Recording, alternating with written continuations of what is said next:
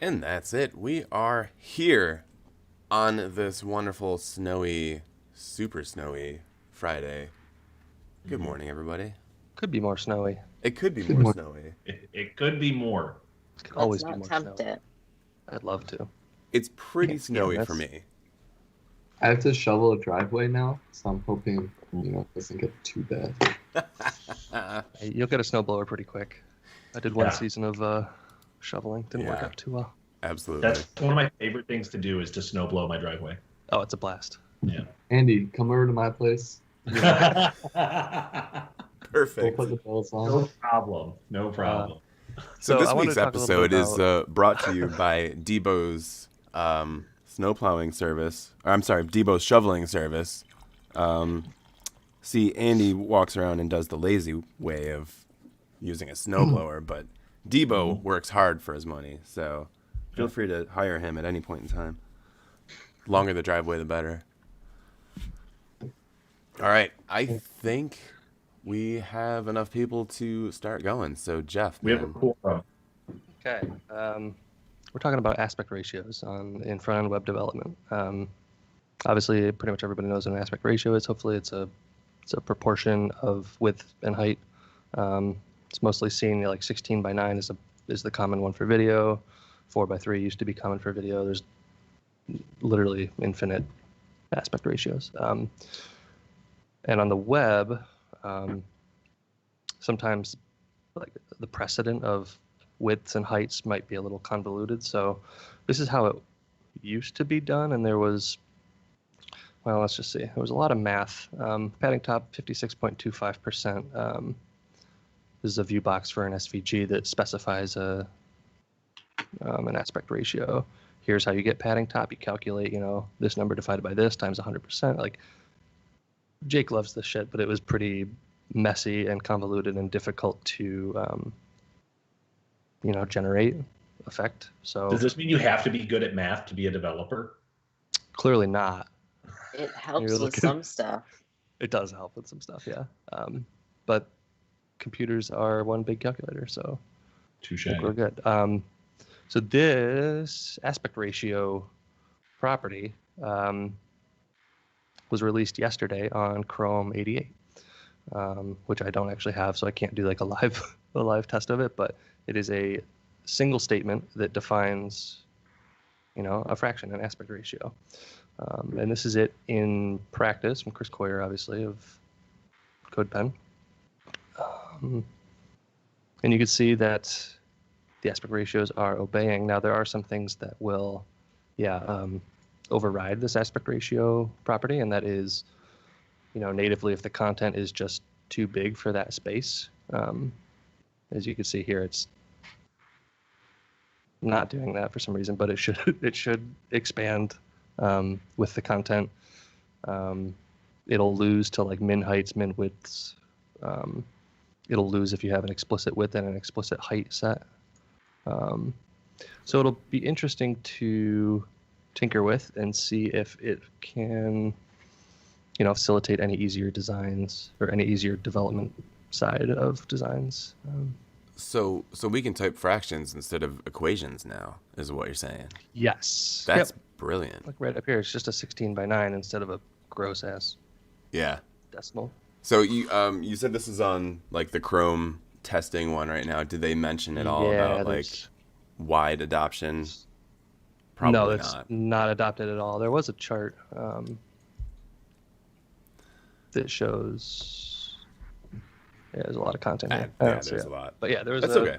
the typical CSS tricks chart that shows IE with X's all over the place, Edge with X's all over the place, Firefox, Right. Safari, Opera. Well, it'll get there, I'm sure, because most of the cool stuff that Chrome comes up with, they usually spreads within a year. So hopefully, It's usually a pretty good idea. Yeah. So, okay, there's that. I'm not gonna go too far into playing and pausing CSS animations. By asshole. Okay, State of JavaScript 2020. This is a cool site that it's pretty basic, right? Like I'm Rob. I'm not saying you're basic, but this site reminds me a lot of like your aesthetic. It's very like No, I'm- clean and I'm super basic. I wouldn't it's say fine. futuristic, but like cyberpunk. Let's put it that way. So it basically is a site that's heavy on JavaScript, right? Tons of like graph and chart APIs that are pulling in data that tell a story about the usage of JavaScript in 2020. So yeah, demographics, who are the people using it, where are they located, how much do they make, stuff like that. Features, what were some of your favorite APIs that you used, your libraries that you used. So I just thought it was a nice site that kind of practices what it preaches, right? It's very heavy on JavaScript, and it's not bloated. Like a lot of sites that are really heavy on JavaScript seem bloated and like just kind of in your face, and there's too much going on. It's a very simple, non-moving site that when you want the interactivity, it's there. Yeah, that's nice. I think it's pretty powerful. Yeah. And that brings up a good point then for a lot of our viewers who they don't know the programming side of things. When you load JavaScript, it's essentially like, imagine loading your entire iTunes library just to listen to maybe like one or two songs. So when he talks about a site being bloated, it's essentially like sometimes sites take forever to load, and sometimes people just feel like, I've got all this stuff that I can do, so I have to do it and stuff. So something like this makes it so that we can actually have really, really cool animations and really cool like interactivity without it really making it, take forever to load on crappy internet like mine right now. For sure. Yeah. Like the weight of the site is definitely important, and then just the experience of it, right? It's not tough to digest this information. It's, you see a chart and you say, okay, what is this? You hover over it, and that's a percentage of a larger number. It's beautiful. It's just giving you a little bit of information that's Ooh. very impactful. Yeah, this is all using Chart.js. It's good stuff. So aesthetically pleasing.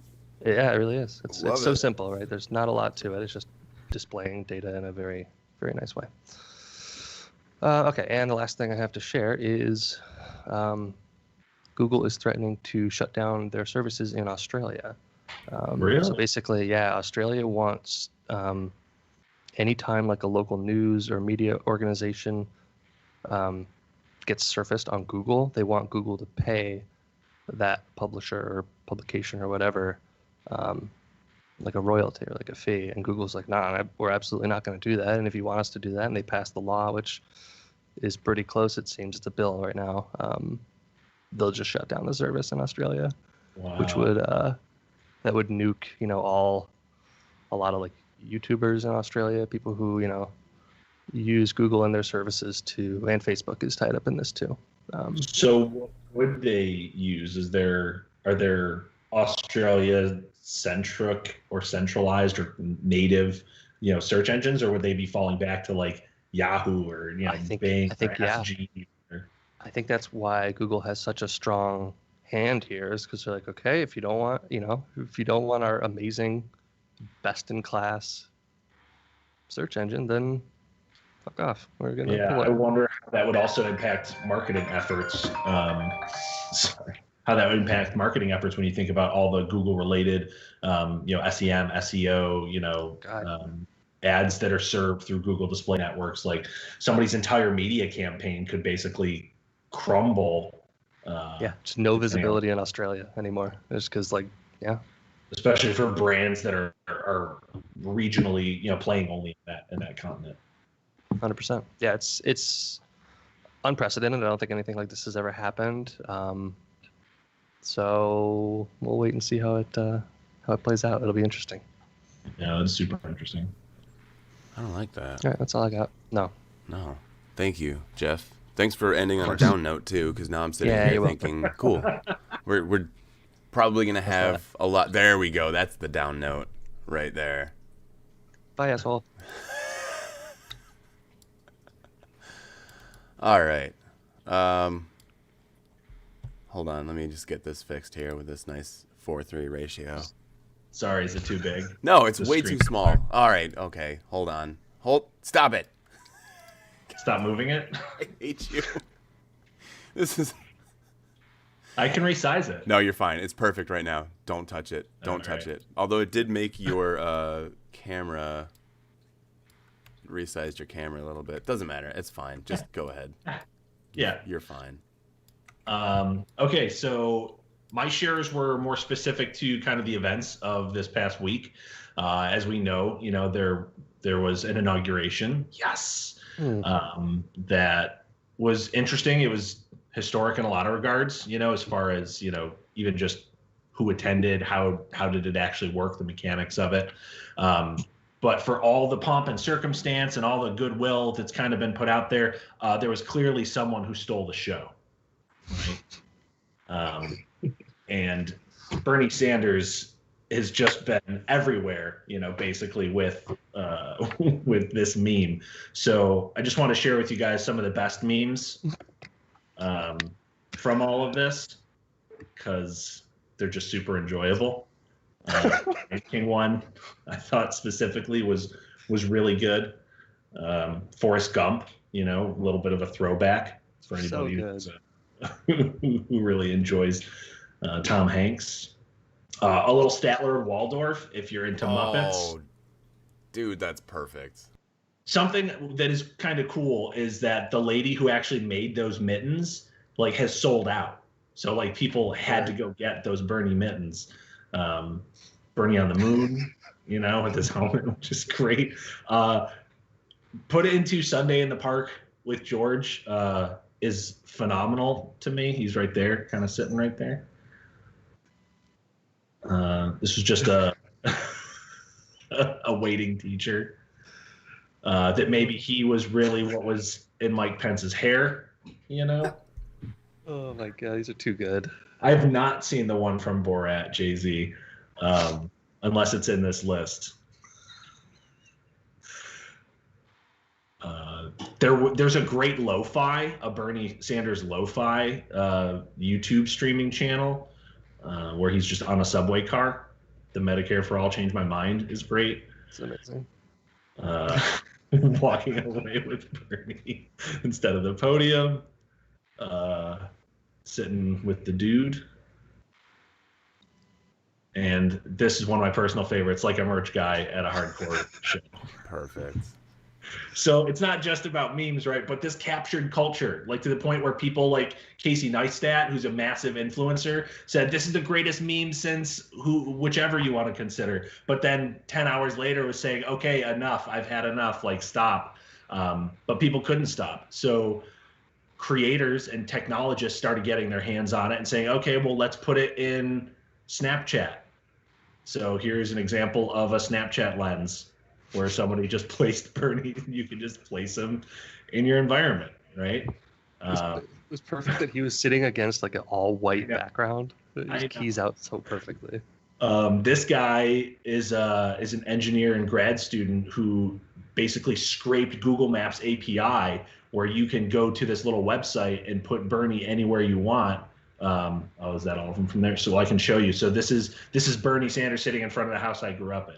Right? Nice.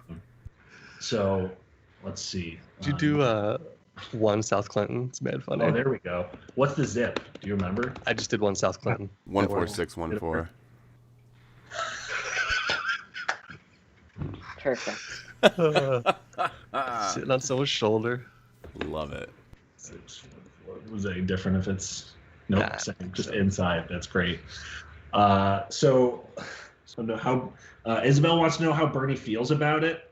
I think there was an interview he did with one of the late night people. Yeah, from what I I've think heard, he's always he wants people to know that Vermont makes great coats and mittens. Was basically his answer. We're not concerned with fashion, he said. I also heard could have fooled me, Bernie. Yeah, there's a great collection of late night jokes from that if you guys get into that. Anyhow, I could talk about Bernie Sanders memes all day. I just thought it was cool that people were activating beyond just an image meme. People were turning it into long form video content on YouTube with that lo-fi thing. Actually, let me try to share that real quick. I think that's. I was going through my Instagram stories this morning, and pretty much every brand, I'll say brand for bands and everybody had one. It was insane. But even just this, this is a 2-hour lo-fi Bernie Sanders mix, right? And so just the fact that people are kind of going new directions with memes, and it's kind of evolving into a creator's opportunity. And you're right, Jeff, like brands were hopping onto this. So Isabel, A+ on the live response to the question, and she loves him in that answer, right? So totally agree, guys. Like there's just, it's interesting to see how something that was the least planned thing, right, of the inauguration becomes the most popular thing for everyone to talk about. And of course it's Bernie, and it makes everyone feel good. So I just thought that was kind of a cool moment in time right now. I just thought it was a cool moment in time. The other tech thing I wanted to share that was related to this week is the new prez. So Biden is a big Peloton guy. But the White House is concerned about the security risks that may cause, because, you know, Jeff, you have a Peloton, like you could speak to this, like it's not just connected, but it's enabled, like it can communicate. Yep. So just the fact that the stationary bike, while, you know, seems innocuous enough, like it's got a built-in camera, it's got built-in microphones. It wouldn't take the world's most sophisticated hacker to figure out how to activate those mics, you know, and those cameras and leave them on. So they're saying he may get to keep his Peloton, but the Secret Service and the NSA are going to have to make like significant adjustments and like repairs or fixes to it before he's allowed to like actively use it every day. I wonder if they'll just take it offline, because it's a smart device, right? So it's connected to the internet, and you get live classes every day, every hour. He wants the classes, dude. I know, but I wonder if they just like flash drive it to him. You know, they make it like an offline. Expensive stationary bike that he's ever is. Pretty expensive stationary bike. So well, I mean, right, but if you take away the Peloton classes, you just paid for a Peloton. With... Yeah, it's a good opportunity for like Peloton to come out with the presidential edition. And it's just dude, that's a great idea. Offline, solid state. Really funny. Right. Yeah. So Erin said she's old enough to remember when Obama had to give up his BlackBerry. I actually remember that as well. That's pretty awesome.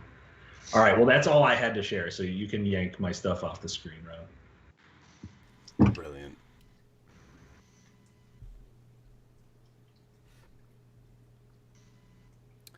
Oh my goodness. So Andy, your camera just went super huge, but it's only focusing on the amazing picture that you have in the background there of Baxter. That's so, really what should. I kind of want to. Oh, I went back. Your stupid face is on screen again. All right, I'm just gonna take you off. You're done. I'm assuming this is Jake. Yeah, these interviews are really cool. Yeah. So this is just a photo of Bernie at the Taylor Swift Long Con studio sessions, where they're just sitting around talking about what went into the songwriting of, you know, some of her latest works. So I just thought it was nice that, you know, even with something as big as the inauguration going on, like he still finds time to make it to some of these other events. So props to him. Was this posted by Taylor Swift? No, it was just posted by some fan. Gotcha. No. I do like the drop shadow. Oh yeah, on the ground. Didn't even notice That's that. pretty good. You know? Well, the lighting is a little off, but it's nice that they did it anyways. Yeah, the direction of the light, it doesn't make sense, but it's appreciate the dedication to the meme.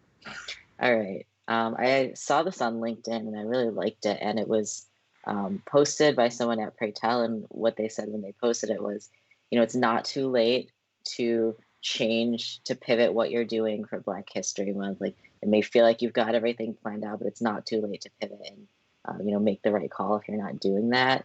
And I'd never really checked out some of what Pray Tell has on their blog, other than, you know, their DE&I information.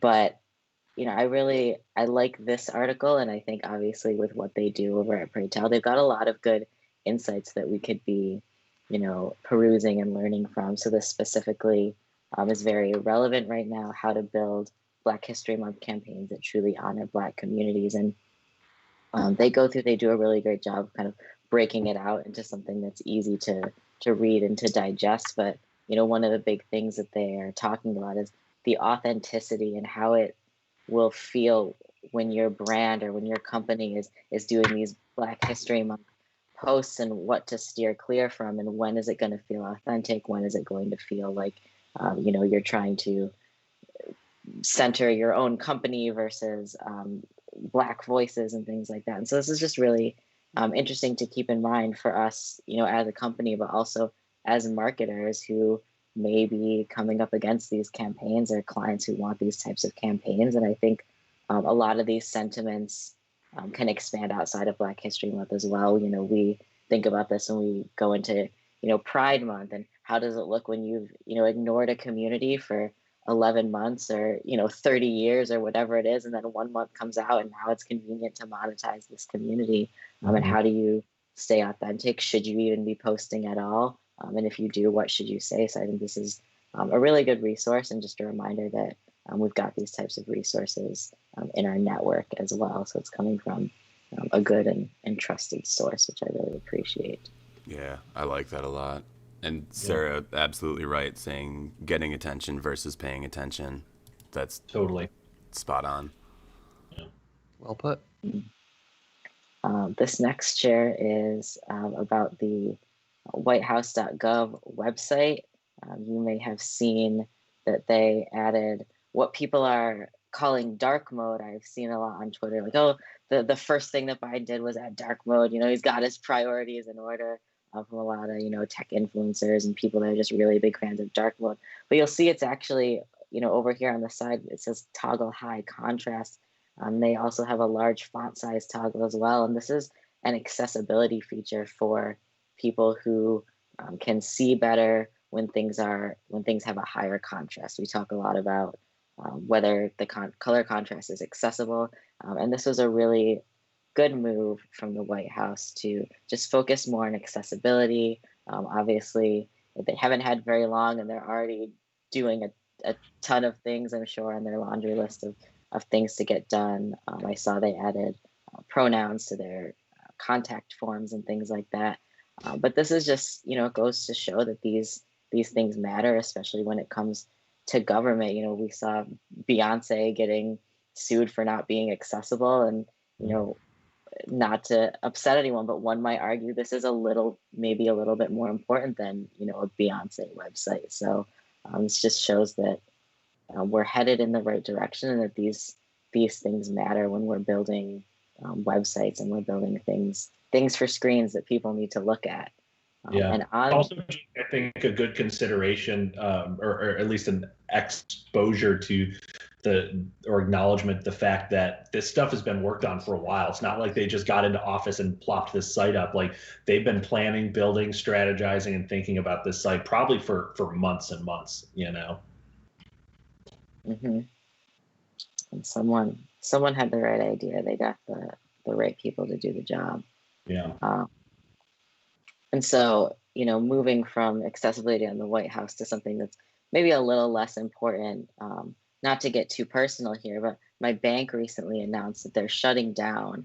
And so I've been on the hunt for a new place to move my finances. And I'm really I'm an early adopter. I'm into these sort of fintech banks. And one of the banks I found is called One Finance.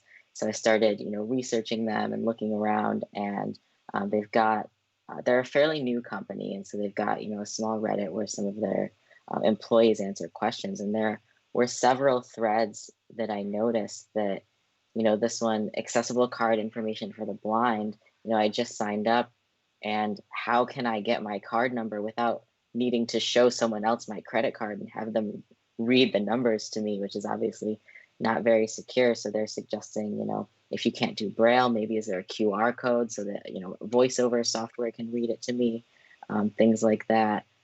Here's someone who's saying there's accessibility issues in the Android app, and they even go so far as to say, here's how you can fix it. Here's exactly where I see that there's accessibility issues. And so again, it just goes to show, even with an early company that maybe, was cutting corners or trying to get quick to market, these things matter to people. And just because you think, your audience, like, there's always going to be someone who maybe needs to use voiceover software or can't see very well, or, a slew of other things that affect accessibility. And then just this last one, this isn't an accessibility thing, but For you designers out there, someone posted a design bug that the weight of this particular icon did not match the weight of the other icons. And in the comments, people were saying, oh, that makes sense. They probably just stole the icon that they're using for the bottom menu, just plopped it over here because it's the same icon, but it doesn't match the weight, the stroke weight of the other icons. So even these little things like that designers stress about, and maybe some people are saying no one's going to notice. People notice these little attention to detail things. So all of the time and effort and craft that we put in is for good measure as well. Can you scroll just a little more on that, Jake? I was curious to see. It seemed like they responded to the other posts. So I was just curious if they responded to this one. Yeah. What does it say? I can't see it, so thanks. Eyes bleed. Yeah, I think they're responding to, this one is saying like, I'm blind, I can't see my card number. And they're like, thank you so much for letting us know. And this one is just like, the stroke weight of your icon doesn't match the stroke weight. So obviously, they can't. But even that's showing like they're listening, but they're probably prioritizing what they're responding to as far as feedback, because any response could indicate that, hey, we're going to adjust this, versus if you just leave that one dormant, and respond to the other ones, then clearly you're going to focus on the stuff that's accessibility versus designer fancy. True. Yeah, they're doing a really great job with community management and community engagement. They're getting a lot of influx of new users and a ton of comments all at once. So, it's also a good study in, brand management and community management. That's all I got. Beautiful. Thanks, man. Yeah, nice. That I really cannot imagine. Like, I don't envy them trying to break into the banking space. I mean, that's something that's just terrifying to think of, because people are going to be so scrutinizing, like checking all of your icons like that. Like, it's just, I don't know, man. I don't know. I can't imagine that. Well, let us know how you like it. One Finance. Never used any of those, like, what do you call them, fintech? Yeah, you've got to have an early adopter mindset, because don't believe it or not. For example, right now they don't have mobile check deposit. So, they're still they're like, we're adding it soon, but if you get a paper check, it's just send it to another bank. It's like a lemonade stand without ice cubes. It's rubbish. Bill, I remember this. Yeah. Okay. Fill in the field. Can everybody see my screen? All right. Okay. So if you remember this, I think I shared this like several months ago at this point, but it was something that Iceland did to increase tourism, and they're at it again. And so I'm going to switch to this other tab. This is built specifically for tablet and mobile. I'm going to refresh. So it's taking the idea of a doom scroll and turning it into a joy scroll. So we're all familiar with doom scrolling. It says we scroll through 22.7 meters of bad news every day. I don't know how exactly they came up with that, but it's an interesting thing to think about. And they kind of twisted that into something more positive and connected specifically to Iceland, and basically showing you some cool things about it. So there is sound included in this, but for the purposes of sharing, I'm not going to play that right now. But as you scroll, you can see at the top, it kind of gives you an idea of where you are in your total of 22.7 meters.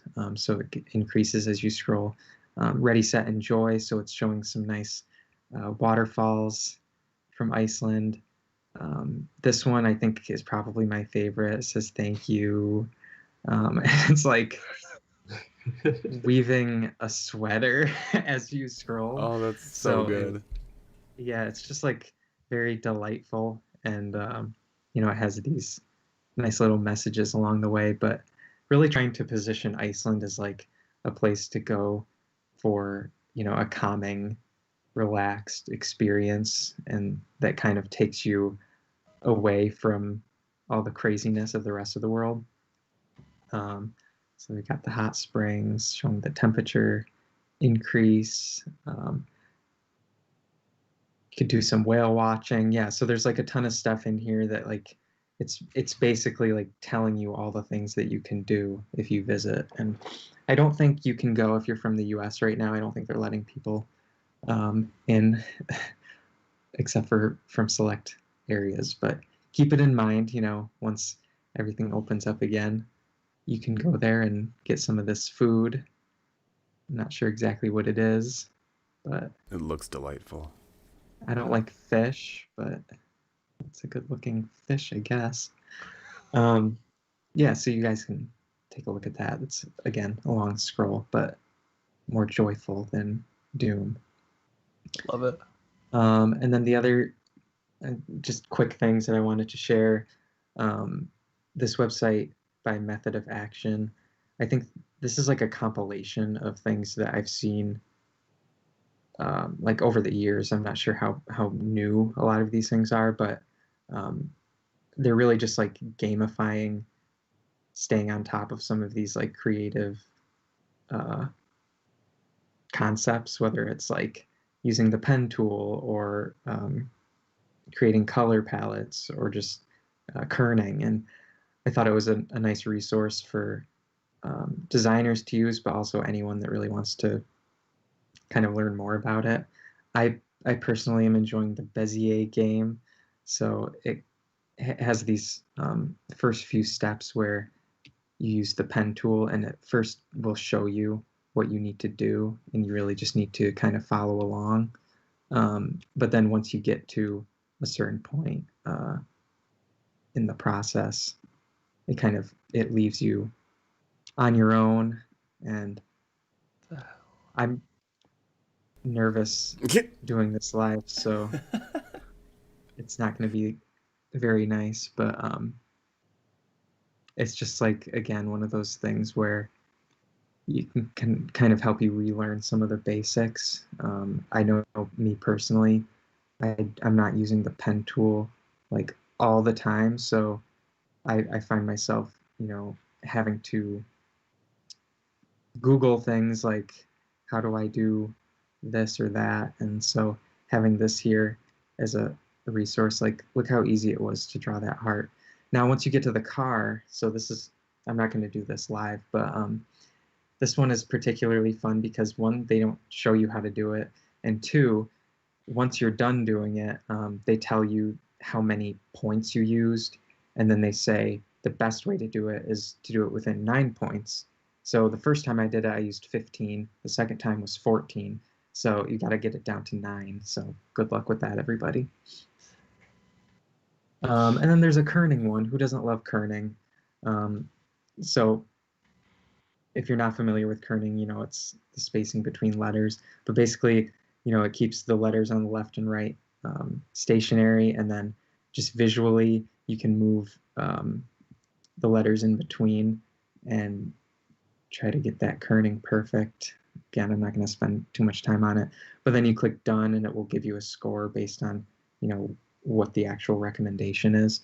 And you can kind of toggle back and forth between like what's correct, what your spacing was, and then this overlapped version is both. So again, I liked your spacing better. No, they're wrong. Okay, so maybe don't use this and just ask me. There you go. Perfect.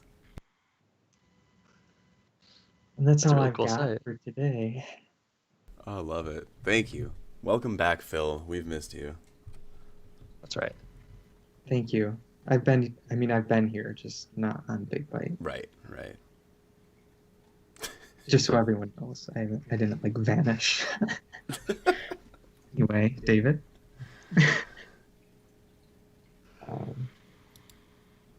One sec. I'm having a privacy settings issue again. I don't know why that happens, and I'm sorry, because I feel like it's probably my fault. It never happened when Andy was hosting. The weird thing is that I had this problem last week, actually. It fixed itself, and then it's back. So maybe it's 9:53, so maybe we'll just call it. And you know what? Yeah, because honestly, like we love all of you guys watching, but I don't think that you deserve Phil and David in the same Big Byte. Like, that's just giving away too much. So join us next week for some awesome stuff from Debo, and It'll just be David. Just David, yes. Yes, for 45 minutes or 30 minutes. Awesome. All right, well, thank you guys. Thanks, everybody. It's a whiteout here again, so if anybody happens to be out driving at any point today, be super safe, please. Otherwise, stay in, stay warm, and thanks for joining us. Have a great weekend. Cool beans. Bye. See y'all. Thanks, everyone. Bye, guys.